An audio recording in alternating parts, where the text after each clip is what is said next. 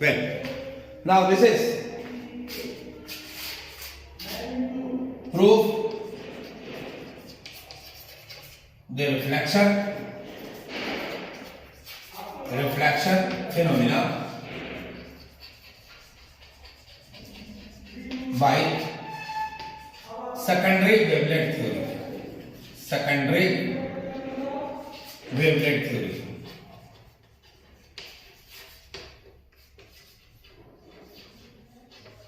ठीक है, हाइगन की सेकेंडरी वेवलेंथ थ्योरी से we are going to prove reflection phenomena. ठीक है, अब जरा गौर से देखना, समझते चलना.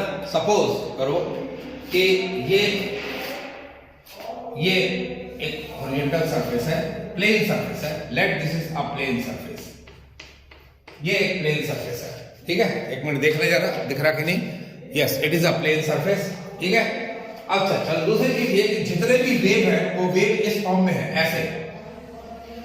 तो इसके ऊपर जो टेंजेंट खींचा जाएगा, ये टेंजेंट को मैं यहां हर बार दिखाऊंगा. अगर टेंजेंट आपको ऐसा लाइन दिख रहा है, इसका मतलब समझिए कि इसके पीछे क्या है, वेव है. समझ आ गया? Now you see here, suppose करो ये एक टेंजेंट है, ये एक ऐसा वेव है, इसके पीछे ऐसा टेंजेंट है, ये पॉइंट ए बी, यानी इसके पीछे वेव ऐसा है. ठीक, now this wave is striking. ये वेव ऐसा स्ट्राइक कर रहा है, यहां से ऐसे ऐसे ऐसे करके ऐसे स्ट्राइक कर रहा है, ऐसे ट्रेवल कर रहा है ऐसे. जब ये ऐसे पहुंचेगा, ए पॉइंट तो पहले यहां पहुंच जाएगा, B point still at there. B point अभी भी यहां है, जबकि ए पॉइंट यहां आ गया. समझ आ गया? तो ए पॉइंट जब यहां से ट्रेवल करके यहां पहुंचा, late this is the point, यहां पहुंचा ओ पॉइंट के ऊपर, मैं यहां परपेंडिकुलर अगर ड्रॉ करूं तो ये मेरा एंगल आई, ये आपके पास आ गया. ठीक है, on that situation, in that situation ये बी पॉइंट यहां लाई करेगा, उस कंडीशन में यहां बी पॉइंट. मेरी बात समझ आ गई सबको? ठीक है, now this wave is travelling like this. ये वेव ऐसा ट्रैवल किया और ये बी पॉइंट यहां पहुंचा. Let this point is B1, यहां पे पहुंचा B1 के ऊपर. इतना आ गया समझ में? ठीक है, now this is the part AB. तो ये इसका पार्ट AB है. ध्यान रखना, ये रिफ्लेक्टेड रे नहीं है, ये इस AB का पार्ट है. ये वाला, ये मैं अगर नाम दे दूं इसका O, इसका M, तो MO या M, इसको जो भी दे दो, M ये दे दो, तो AON is angle of incidence. Angle AON is equal to I, that is called angle of incidence.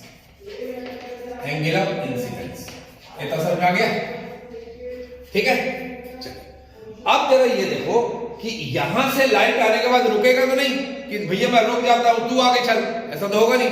ये पूरा का पूरा वेव फ्रंट ऐसे जा रहा, ऐसे जा रहा, ऐसे जा रहा. जब ऐसे पहुंचा यहां पे, तो अब क्या होगा, इस सर्फेस से जब रिफ्लेक्शन फिनोमेना हो रहा, तो ये पॉइंट तो रिफ्लेक्ट हो जाएगा, तो जबकि ये पॉइंट आगे आएगा. मेरी बात समझ आ गई? Now this point will get reflect, ये यहां रिफ्लेक्ट होगा और ये पॉइंट आगे आएगा, ये पॉइंट आगे आएगा. तो ये पॉइंट जितने टाइम पर ये पॉइंट यहां से यहां पहुंचेगा, जितने टाइम पर ये पॉइंट बी से यहां पहुंचेगा, उतने टाइम पर यहां से ये लाइट रिफ्लेक्ट होकर यहां पहुंच जाएगा. मेरी बात समझ आ गई?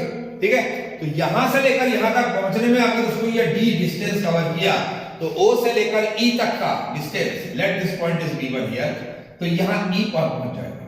यहां इतने टाइम पर वो यहां पहुंच जाएगा, क्योंकि speed of light in air अगर मैं C ले रहा हूं, यहां पर भी तो C होगा. तो एट द टाइम T अगर ये ED डिस्टेंस कवर किया, तो at the same time T ये O से E तक कवर करेगा. ठीक है, that means ED distance ED is equal to CT.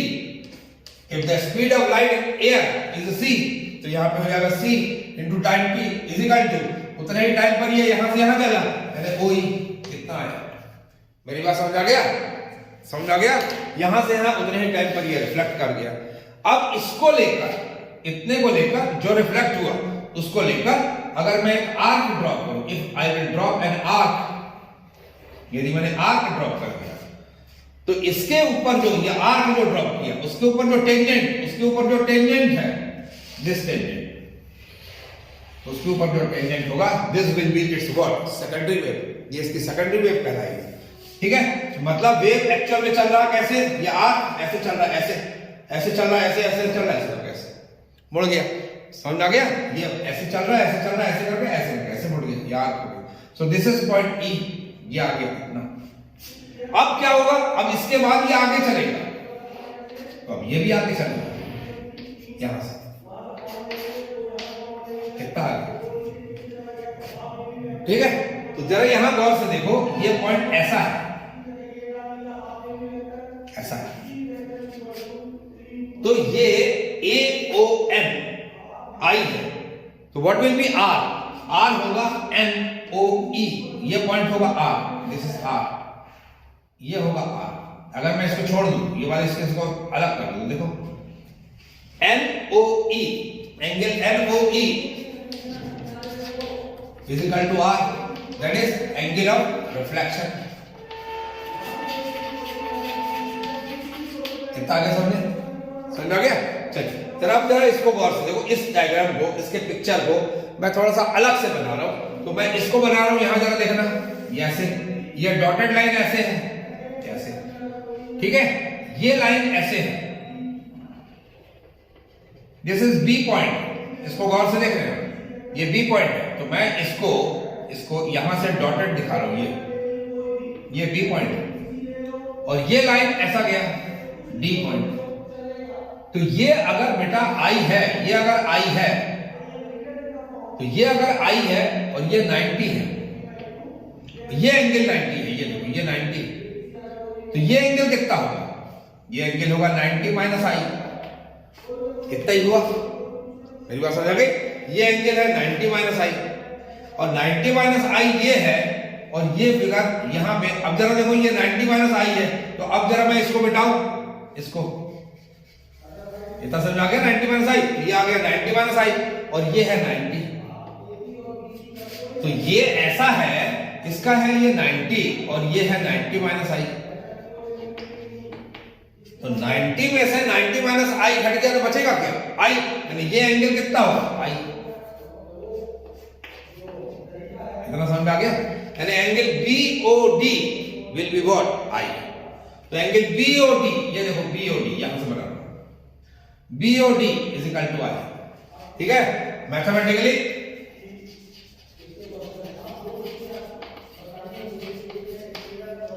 क्या होगा, angle BOD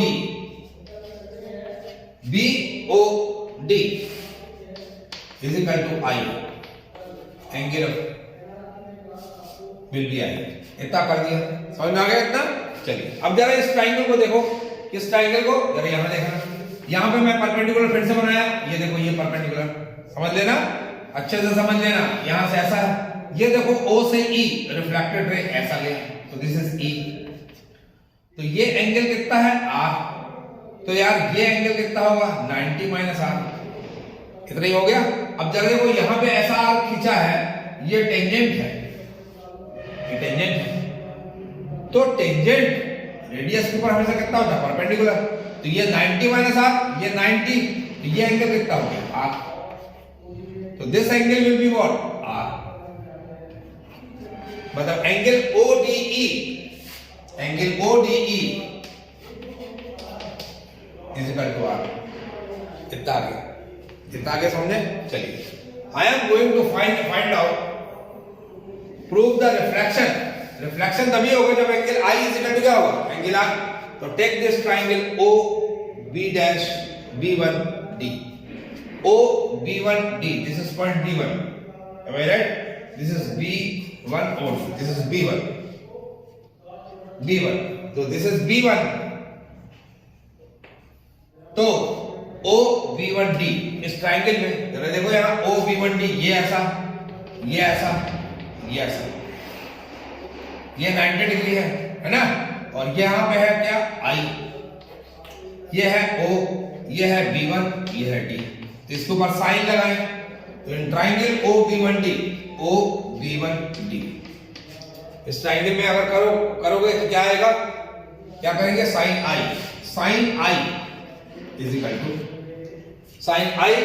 equal to perpendicular upon hypotenuse B1D upon OD, तो B1D अपॉन OD, इतना समझा गया?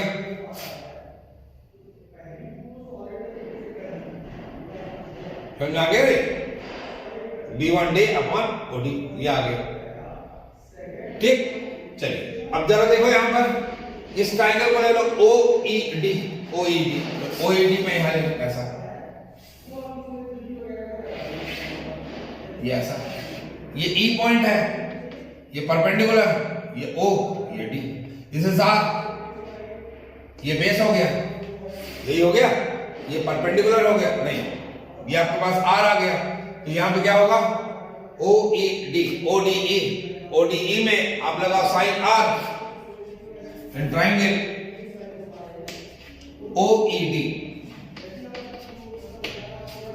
OED में परपेंडिकुलर अपॉन हाइपोटेनियस, तो परपेंडिकुलर नहीं, ये बेस है, परपेंडिकुलर अपॉन हाइपोटेनियस यानी OE sine R is equal to क्या होगा, ये बेस एंगल के नीचे वाला बेस, ये परपेंडिकुलर OE अपॉन OD। इतना समझा गया? ठीक है, this is number 1, late this is number 2।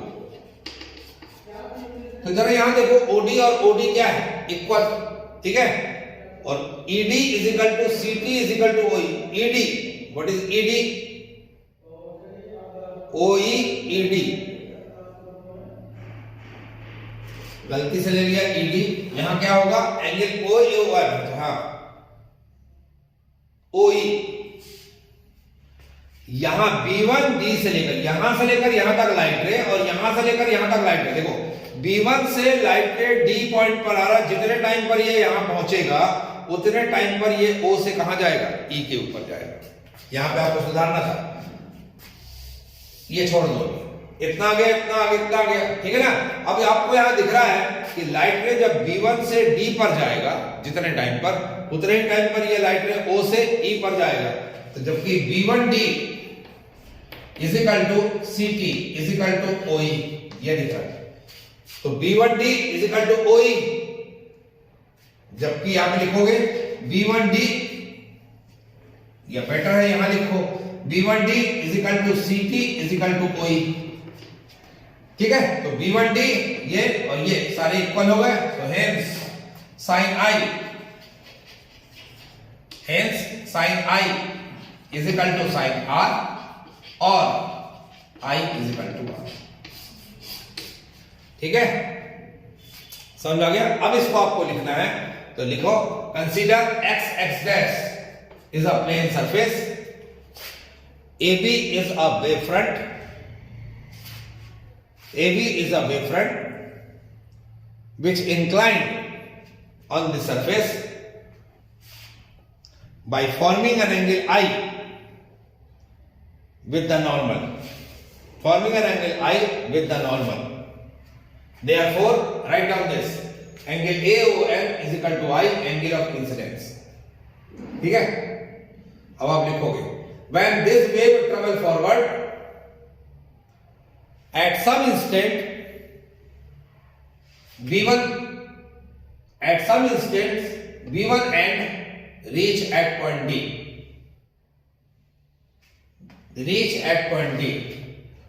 therefore at the same instant wave reflect towards OE direction, therefore NOE is equal to R, angle of reflection, ऐसा लिखोगे, ठीक। Mathematically ये लिखेंगे, फिर ये लिखेंगे, फिर ये लिखेंगे, फिर second number equation, first second यहां तक कर लोगे। सेकंड इक्वेशन के बाद आपको लिखना है क्या, वो मैं बता रहा हूं, देखो सेकंड इक्वेशन के बाद लिखना है कि as the speed of light in air is c, as the speed of light in air is c, then at the time t, the distance traveled by light B1D must be equal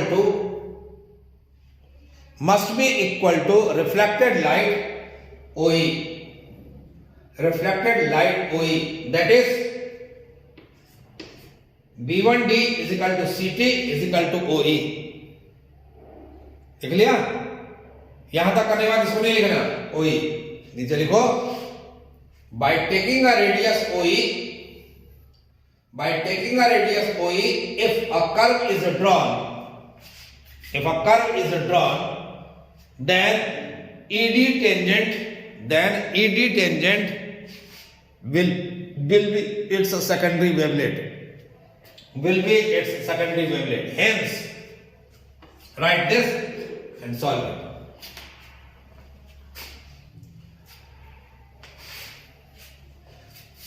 Now second आएगा prove the refraction.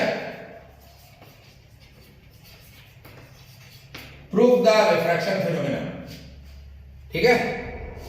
तो चलिए भाई prove the refraction phenomena. अब जरा refraction phenomena को हम देख लें कि ये कैसे प्रूव होता है।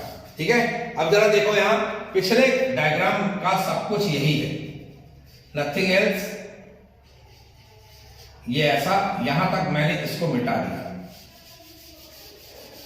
पिछला पॉइंट यहां तक था, यहां यस, ये लाइट आ रहा था ऐसे करके और ये पॉइंट हमने B1 ले लिया था, ये B1।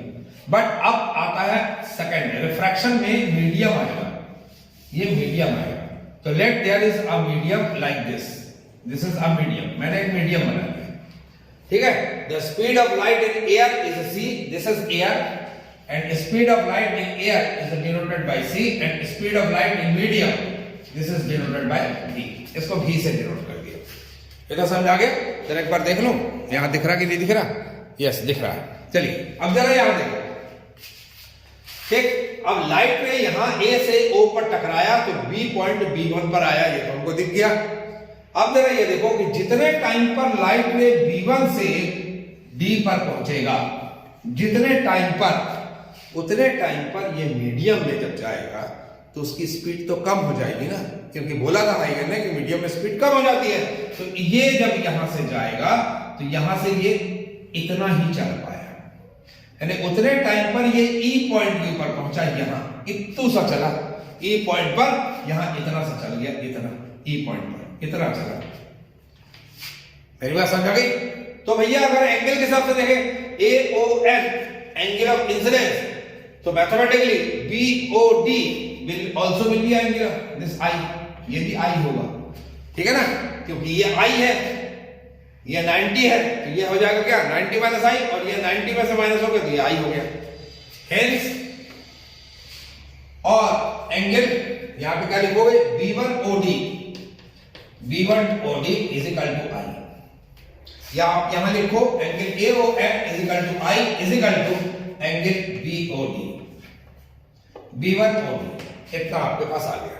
ठीक है, अब मैंने क्या बोला, जितने टाइम पर ये B1 से D पर जाएगा लाइट, जितने टाइम पर यहां से मतलब let the time T is taken to travel a distance BD in air, let if light travels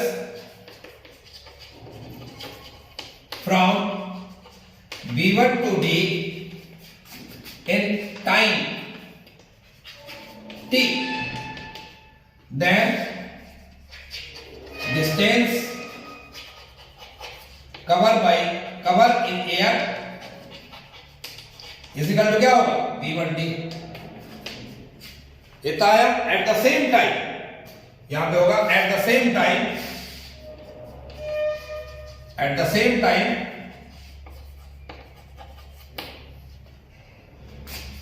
light forward from O with speed v in medium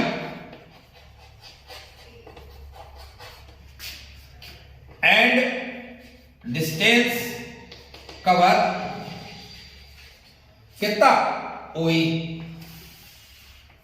तो यार B1D जब डिस्टेंस कवर किया तो ये हो जाएगा C1T CT, क्योंकि speed is equal to distance upon time, तो B1D इज इक्वल टू कितना होगा CT, तो ये हो जाएगा OE इज इक्वल टू कितना, मीडियम वेव स्पीड है कितना, vt, कितनी हो गया, इतना समझ आ गया।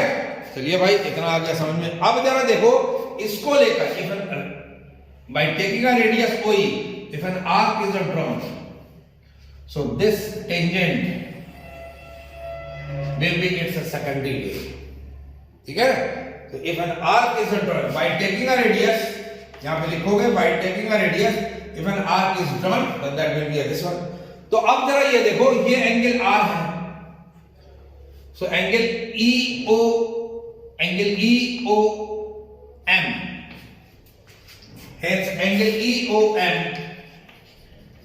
is equal to R, EOM is equal to R। अगर ये R है, ये R है, ये कितना होगा 90 माइनस R, है ना, ये ऐसे है ना, ये ऐसे है, ये ऐसे गया, तो ये एंगल R है अगर, तो ये तो 90 है, तो ये एंगल कितना बन गया 90 माइनस R, और ये टेंजेंट खींचा है, तो ये तो 90 है, तो दिस विल बी R, तो this will be R, ODE is equal to angle ODE, कितना है,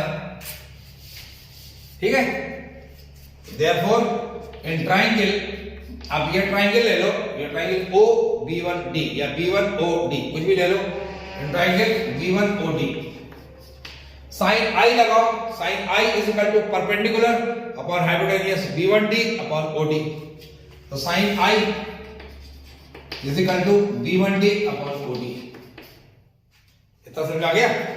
सिमिलरली इन ट्राइंगल, कौन सा ट्राइंगल होगा OED, इन ट्राइंगल OED, अब ये R है, तो ये बेस, ये परपेंडिकुलर, ये हाइपो, क्या हो जाएगा sine R is equal to OE upon OD, इतना आगे सामने, ठीक है। ये this is number 1, this is number 2। तो by first and second, by first divide second, कितना आ गया sine I by sine R, sine I by sine R is equal to BD upon OD, BD upon OD whole upon OE upon OD, this OD और OD खत्म, यहां क्या आ जाएगा BD upon, ठीक है। और BD is equal to, BD मतलब B1D, sorry B1D, this is B1D, this is B1D and B1D is equal to what CT, तो आप क्या ले लोगे sine I by sine R is equal to C1T upon, यहां क्या है OE VT, तो VT, this T and T cancel, तो दिस इज आ गया व्हाट C1 कह रहा C, so this is C and V, तो ये आ जाएगा CT, C upon V is equal to C upon V, C upon V is equal to what mu, this is it proves, समझ आ गया। तो theory ऊपर की तो वैसे लिखोगे, इसके बाद ये आप लिख लोगे और इसको लिख के पूरा कर डालोगे, ये इस तरह का रिफ्रैक्शन का फॉर्मूला आ गया, समझ में आ गया। तो चलिए नेक्स्ट वीडियो में हम लोग देखते हैं आगे का, यहां तक आप कर लीजिए, थैंक यू।